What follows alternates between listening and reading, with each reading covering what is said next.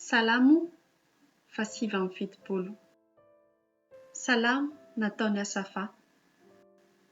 Andriamanitro, tonga eto amin'ny lovanao ny Jetilisa, ka nandoto ny tempolinao masina sady nanao an Jerosalema ho korotam-bato.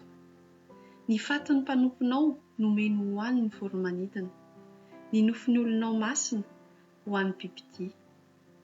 Ny rany nahidiny manodidina an Jerosalema tahaka ny rano, ary tsy nisy andeviny. Tonga fandatsahany namanay izahay, sady faneso sy fanakoran'izay manodidina anay.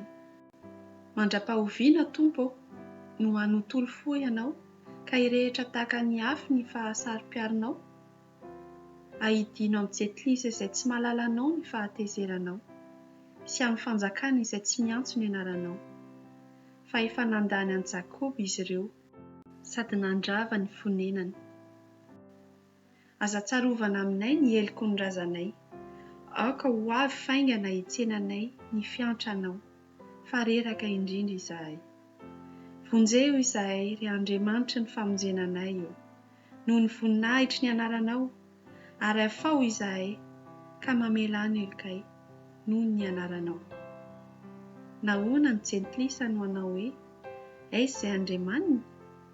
Aoka ho fantatra amin'ny Jetilisa eo masonay ny famalinany ranom-panomponao izay nalatsaka.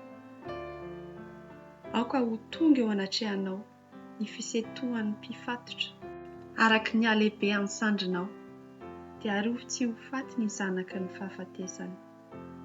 Ary valio impito eny ho ao an-tratran'ny mifanila fonenana aminay, ny fanaratsiana izay nanaratsiananao Tompo.